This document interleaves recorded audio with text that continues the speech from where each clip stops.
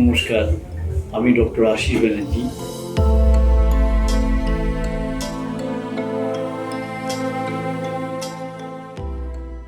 চিরদিনের মতো স্তব্ধ হয়ে গেল এই আওয়াজ। আশিসবাবু নিপাট ভদ্রলোক ছিলেন। আশিসবাবু এই ছিলেন, ওই ছিলেন। কি আশ্চর্য না! মৃত্যুর পর সবাই যেন কেমন বদলে যায় নিমেষে। আশিসবাবুর মৃত্যুর পর যারা হা হুতাশ করছেন, তারা মানুষটাকে বেঁচে থাকার সময় তাকে যোগ্য সম্মান দিয়েছেন তো? তাকে অসম্মানের জন্য সুর চড়িয়েছেন কি? প্রশ্নটা খুব করতে ইচ্ছে হলো। একজন শিক্ষক, একজন বর্ষিয়ান রাজনৈতিক ব্যক্তিকে মূঢ়ে প্রমাণ দিতে হচ্ছে তিনি দুর্নীতির সঙ্গে আপোষ করেননি। প্রাক্তন বিধায়ক তথা প্রাক্তন ডেপুটি স্পিকার আশিসবাবুর মৃত্যু একাধিক প্রশ্নের জন্ম দিল। ভালো তৃণমূলে গিয়েও তো তিনি শেষ রক্ষা হলো না। মৃত্যুর পরেও কোন দুর্নীতির প্রশ্ন উস্কে দিলেন তিনি? কি এই টিআরডিএ? কেন বারবার এই দুর্নীতির কথা বলতে চেয়েছেন তিনি? আশিস ব্যানার্জির মৃত্যু নিয়ে এমন মন্তব্য কেন করলেন মুখ্যমন্ত্রী শুভেন্দু অধিকারী? তবে কি সত্যি আশিস বন্দ্যোপাধ্যায়কে এই চরম পদক্ষেপ নিতে বাধ্য করা হলো? আর অনুব্রত মণ্ডল, তিনি কি বলছেন? আমি কোনো দুর্নীতি করিনি। আশিসবাবুর শেষ চিঠির শুরুটা হয়েছে এই কথা দিয়ে। বোঝা যাচ্ছে তৃণমূল ক্ষমতাচ্যুত হওয়ার পর থেকে কতটা মানসিকভাবে বিধ্বস্ত ছিলেন তিনি। কিন্তু কাউকে ঘুণাক্ষরে টের পেতে দেননি। ছবিটা দেখুন তো ভালো করে। মৃত্যুর আগের দিন দলীয় কার্যালয়ে পতাকা উত্তোলন করছেন, আর ঠিক তার পরের দিনই মিলল এই দুঃসংবাদ। মৃত্যুর মধ্য দিয়েই কি তিনি খুঁজে নিলেন মুক্তির আস্বাদ? আর যেতে যেতে পরিবারের সদস্যদের উদ্দেশ্যে দিয়ে গেলেন রাজনীতিতে না আসার বার্তা। চিঠি পড়ে এইটুকু সবাই আন্দাজ করতে পারবেন, রাজনীতির কাদামাখা পথে তিনি বারবার পিছল খেয়েছেন। আর তাই শেষমেশ এই চরম সিদ্ধান্ত। তিনি চিঠিতে উল্লেখ করেছেন টিআরডিএ দুর্নীতির কথা। কি সেটা? টিআরডিএ হলো তারাপীঠ রামপুরহাট উন্নয়ন পর্ষদ। এই কমিটি মূলত তারাপীঠ ও রামপুরহাট এলাকার সার্বিক উন্নয়ন, পরিকল্পনা এবং পর্যটনের বিষয় দেখে। কমিটির চেয়ারপারসন ছিলেন তিনি। অভিযোগ, 26শে ভোটের আগে ও পরে অভিযোগ উঠেছিল টাকা তছরূপের। সেখানেই নাম জড়ায় আশিস বন্দ্যোপাধ্যায়ের। প্রাথমিকভাবে মনে করা হচ্ছে এই অপমান তিনি মেনে নিতে পারেননি, আর তারপরই এমন ঘটনা। আপনার পুজো পৌঁছে যাক বিশ্বের দরবারে। প্রতি বছরের মতো এবারও আর+ নিউজ নিয়ে এলো শারদাঞ্জলির সেরা সম্মান 2026। অংশ নিতে সকাল 10টা থেকে সন্ধে 6টার মধ্যে সরাসরি যোগাযোগ করুন আমাদের অফিসে, অথবা কল করুন 9836323248 এই নম্বরে। শারদাঞ্জলি শুধুমাত্র আর+ নিউজে। নিজের আত্মহত্যার চিঠিতে আশিস বন্দ্যোপাধ্যায় উল্লেখ করেছেন টিআরডিএতে জেনারেল মিটিং ছাড়া আর কোনো দায়িত্ব ছিল না। তিনি টেন্ডার কমিটিতে ছিলেন না। তিনি প্ল্যান পাস বা নো অবজেকশন সার্টিফিকেট ইস্যুর ব্যাপারেও ছিলেন না। তার সঙ্গে এ বিষয়ে কোনোদিন কেউ আলোচনা করেনি। মৃত্যুর আগে তিনি মনে করেছেন রাজনীতিতে আসায় ভুল হয়েছে তাঁর। তবে কি সত্যিই তিনি রাজনীতির শিকার? তবে কি কমিটির চেয়ারপারসন হলেও বকলমে আশিস বন্দ্যোপাধ্যায়কে চলতে হতো অন্য কারোর ইশারায়? মুখ্যমন্ত্রী শুভেন্দু অধিকারী কথা প্রসঙ্গে একই বললেন। শুভেন্দু অধিকারী বলেন, উনি মমতাপন্থী তৃণমূল থেকে দূরত্ব বজায় রাখার কথা জানিয়েছিলেন। স্বাভাবিকভাবেই কেউ ব্ল্যাকমেল করে থাকতে পারে। শুভেন্দু অধিকারীর সঙ্গে নাকি দেখা করার জন্য অনুরোধ করেছিলেন আশিসবাবু। মুখ্যমন্ত্রী জানান তিনি সচিবালয়ে আসতে বলেছিলেন। অধিকাংশই ওনার ছাত্র, আমার ছাত্র, ওনার দাদারাও শিক্ষক সম্ভবত।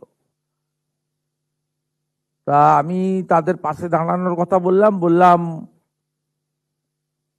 যে পুলিশকে একটু সহযোগিতা করুন। আমি ডিজিপি এবং এসপি বীরভূমকে নির্দেশ দিয়েছি মোবাইল ফোনগুলো যেগুলো উনি ইউজ করতেন সেগুলো যদি পুলিশকে দেন, পুলিশ তদন্ত করে দেখবে যে দুর্নীতিগ্রস্ত কোনো লোকজন উনাকে ভয় দেখিয়েছে কিনা, যে আপনার নাম বলে দেবো, আমরা অমুক করে দেবো। কারণ একটা তো মমতা ব্যানার্জির যে তৃণমূলের যে অংশটা মমতা ব্যানার্জির সাথে আছে, সেই অংশটার সঙ্গে তো উনার দূরত্ব তৈরি হয়েছে। কারণ যে কমিটিটা মমতা বন্দ্যোপাধ্যায় করেছিলেন নির্বাচনে হেরে যাওয়ার পরে, সেখান থেকে উনি পদত্যাগ করেন। এবং তিনি দূরত্ব বজায় রাখার কথা জানিয়েছিলেন যে আমি এই মানে মমতাপন্থী তৃণমূল থেকে আমি দূরত্ব বজায় রাখছি, এবং তিনি তার পদ থেকেও রেজিগনেশন দিয়েছিলেন। স্বাভাবিকভাবে কেউ ব্ল্যাকমেলিং করে থাকতে পারে, এগুলো পুলিশের কাজ দেখবেন, মোবাইল ফোন থেকে যদি কিছু পাওয়া যায়। এক কথায় বলা যায় ঘটনা বেদনাদায়ক। দ্বিতীয় কথায় বলা যায়, আমি বিধানসভায় দাঁড়িয়ে একাধিকবার বলেছি, আমি নামগুলো উল্লেখ করতে চাই না, আমি দু একজনের নামও বলেছি, আপনারা দেখেছেন এমএলএ বিধানসভায়, যে এদেরকে তো আর কেউ দুর্নীতিগ্রস্তও বলবে না এবং এদেরকে জেলে নিয়ে যাওয়ার কথাও বলবে না, এদের বিরুদ্ধে অভিযোগও নেই। তার ঠিক একইভাবে আশিস বন্দ্যোপাধ্যায়ের ক্ষেত্রে বলা যেতে পারে একজন শিক্ষাবিদ, সজ্জন রাজনীতিবিদ।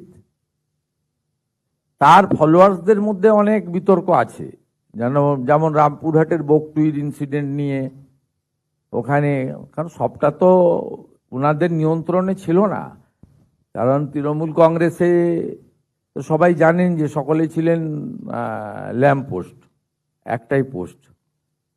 তাই উনার সহযোগীরা বা উনি যাদের নিয়ে রামপুরহাটে রাজনীতি করতেন তাদেরকে তো সার্টিফিকেট আমি দিতে পারবো না।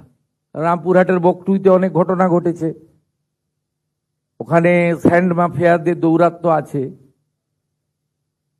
ওখানে আপনার ওই ভাদু আনারুল এসব কিসব ঘটনাও তো গত 2-3 বছরের মধ্যে ঘটেছে।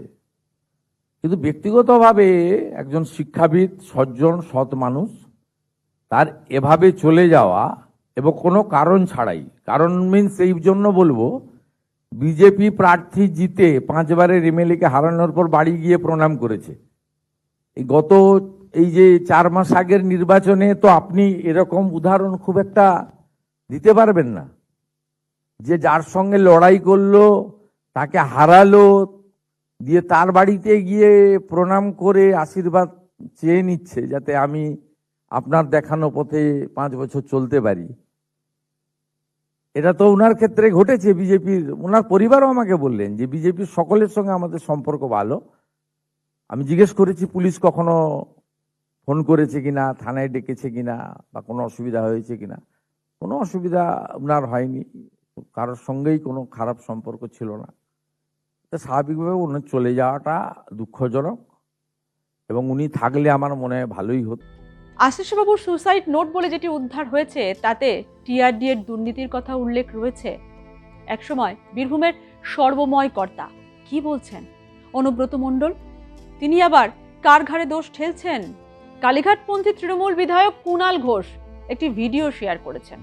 সেখানে দেখা গেছে 21শে জুলাই শহীদ দিবসে যাওয়ার সময় আশিস বাবুকে ধমক দিয়েছেন বর্ধমান উত্তর বিধানসভার 6 নম্বর মণ্ডলের বিজেপি সভাপতি সৌমিত্র ঘোষ।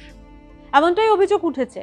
ওই ভিডিওয় দেখা যায় আশিস বাবুর গাড়ির সামনে দাঁড়িয়ে সৌমিত্র বলেন, এত বছর চুরি চামারি করে এখন কি করতে যাচ্ছেন? আপনারা এতদিন ধরে মানুষকে শহীদ করেছেন। 2021 সালে 2রা মের পর থেকে কত লোক যে শহীদ হয়েছে, আপনারা আবার যাচ্ছেন শহীদ দিবস পালন করতে। এরপর স্থানীয় ওই বিজেপি নেতা আশিসবাবুকে বলেন, বয়স্ক না হলে চাবকে ছাল তুলে দিতাম। এই ঘটনায় আশিস বন্দ্যোপাধ্যায় দুঃখ পেয়েছিলেন জানিয়েছেন অনুব্রত মণ্ডল। শক্তিগড়ের ঘটনায় মুখ্যমন্ত্রী তাকে বলেছিলেন মামলা করার জন্য, পুলিশের নিরাপত্তা নেওয়ার কথা বলেছিলেন, কিন্তু আশিসবাবু কেন মামলা করলেন না আমি বুঝতে পারছি না, এমনটাই বলেছেন অনুব্রত মণ্ডল। আশিসবাবুর মৃত্যু প্রসঙ্গে সোশ্যাল মাধ্যমে বড় পোস্ট করেছেন অভিষেক বন্দ্যোপাধ্যায়।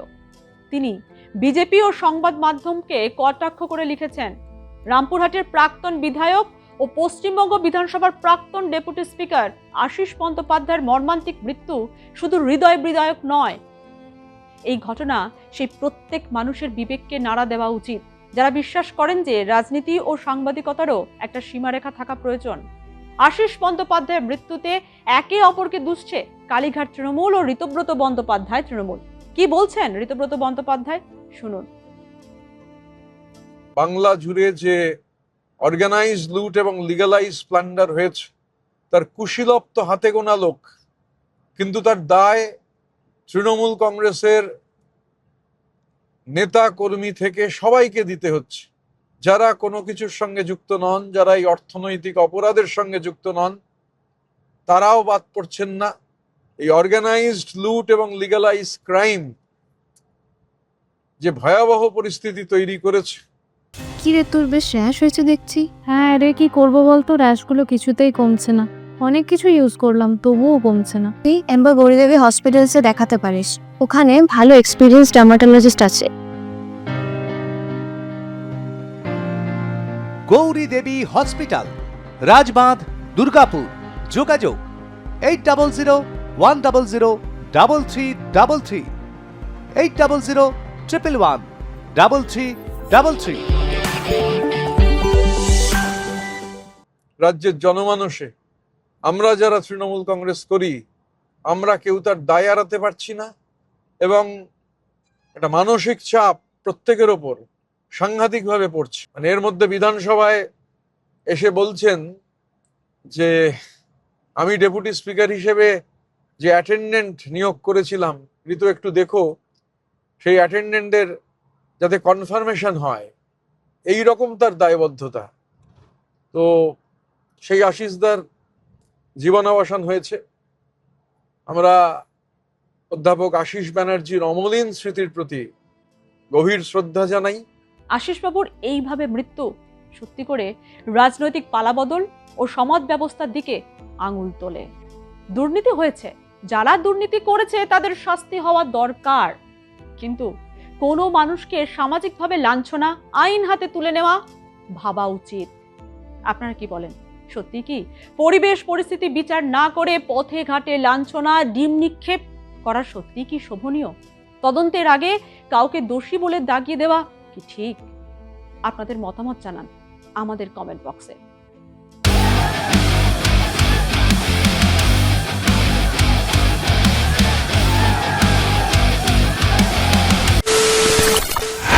খবরের নামে প্রতিদিন সন্ধে আপনার ড্রয়িং রুমে কি শুধুই চিৎকার চেঁচামেচি খেয়ে আসে? বিতর্কের নামে চলে গালাগালি আর কাদা ছোড়াছুড়ি। এবার সময় পরিবর্তনের, কারণ আমরা কান ফাটানো চিৎকারে বিশ্বাস করি না। আমরা বিশ্বাস করি খবরের সত্যতায়। আমরা কোনো পক্ষের হয়ে গলা ফাটাই না, আমরা সাধারণ মানুষের হয়ে প্রশ্ন তুলি। চিৎকার নয়, শুধু খবর হবে যেখানে বিতর্ক আছে কিন্তু কুৎসিত ঝগড়া নেই। সঠিক তথ্য, বিশ্বস্ত খবর। নজর রাখুন আর প্লাস নিউজে।